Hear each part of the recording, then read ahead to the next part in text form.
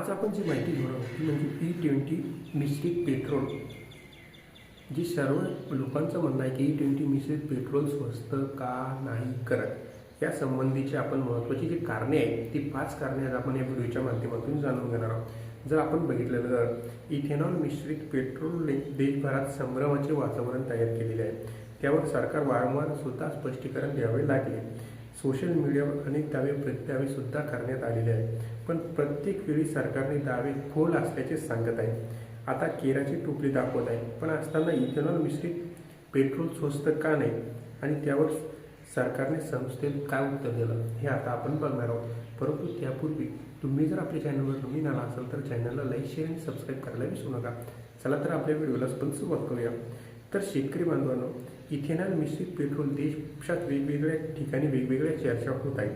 सामान्य वाहनधारकांमध्ये मतांतर आहे, तर सरकारची कारणे काही वेगळीच आहे. दुसरीकडे जर आपण बघितलं तर इथेनॉल मिश्रित करूनही पेट्रोल स्वस्त होत नसल्याने साहजिकच प्रश्न विचारले जात आहे.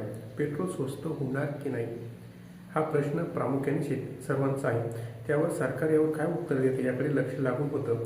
सरकारने संसदेमध्ये उत्तर सुद्धा दिलेलं आहे की पेट्रोल किंवा E20 कमी किमतीत विकण्याचा कोणताही विचार नाही, असं सरकारनं स्पष्ट सांगितलेलं आहे.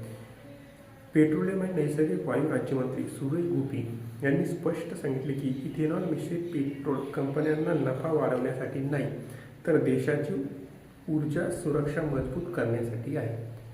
त्यानंतर त्यांनी असं पुढे सांगितले, कच्च्या तेलावरील आयातीवरील अवलंबित कमी करण्यासाठी, शेतकऱ्यांना चांगला भाव देण्यासाठी आणि परकीय चलन मिळवण्यासाठी हे महत्त्वाचं आहे.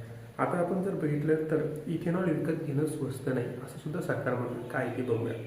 संसदेत सादर केलेल्या माहितीनुसार 2025-26 या वर्षात तेल कंपन्यांसाठी इथेनॉल खरेदी किंमत, GST आणि वाहतूक खर्च पकडता प्रति लिटर 71 रुपये आहे. ही किंमत IOCL, HCPL आणि BPCL या 3 प्रमुख तेल कंपन्यांची आहे. अंदाजे जर आपण बघितलं तर 71.10 तर 71.21 रुपये प्रति लिटर दरम्यान आहे. त्यामुळे पेट्रोल स्वस्त न होण्यामागे हे सुद्धा एक महत्त्वाचं कारण आहे. पेट्रोलियमची किंमत इथेनॉलवर अवलंबून नसते हे सरकारनं सांगितलं. दुसरं कारण म्हणजे सरकारच्या म्हणण्यानुसार पेट्रोलची किरकोळ किंमत फक्त इथेनॉलवर खर्चावर ठरत नाही. आंतरराष्ट्रीय बाजारातील कच्च्या तेलाच्या किंमत, डॉलरच्या तुलनेत रुपयाचे मूल्य, वाहतुकीवरील खर्च, कर आणि कंपन्यांचा परिचालन खर्च यावर अवलंबून असतो. त्यामुळे इथेनॉल फक्त एक घटक असून इतर बाबीही महत्त्वाची भूमिका बजावतात.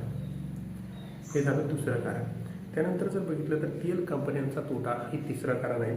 सरकारच्या आकडेवारीनुसार मार्च ते 2026 दरम्यान कंपन्यांना प्रति लिटर सरासरी 11 रुपयाचा तोटा सहन करावा लागला आहे. त्यामुळे कंपन्यांना आधीच 21,300 कोटी रुपयाचे नुकसान झाले. त्यामुळे कंपन्यांना इथेनॉल पेट्रोलवर अतिरिक्त सूट देऊ शकत नाही. हे झालं तिसरं आणि महत्त्वाचं कारण. त्यानंतर जर चौथं कारण आपण बघितलं तर संकट काळात फायदा झाला. सरकारच्या माहितीनुसार युद्ध आणि युद्धजन्य परिस्थितीत तेलाच्या किमती जागतिक स्तरावर 70 ते 80 एवढ्या वाढल्या होत्या, पण भारतात इथेनॉल ब्लिडिंगमुळे पेट्रोलचे दर फक्त 7 ते 8% वाढले.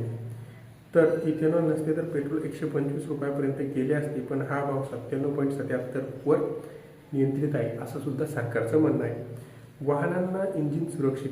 नीती आयोग, वाहन उत्पादक तेल कंपन्यांचा ARAI, सियाम आणि इंडियन इन्स्टिट्यूट ऑफ पेट्रोल यासारख्या संस्थांच्या माध्यमातून E20 कार्यक्रम टप्प्याटप्प्याने राबवला जाणार असल्याची सुद्धा माहितीही देत आहे. म्हणजे त्यांचं म्हणणं आहे की इथेनॉलयुक्त पेट्रोलने जो लोकांचं म्हणणं आहे की आमचं अवरेज घटतं किंवा हे काही घटत नाही आणि तेलाच्या किमती या कमी होणार नाही. ही होती माहिती. याच्यावर तुमचं काय मत आहे ते नक्की कमेंट बॉक्समध्ये कळवा. धन्यवाद.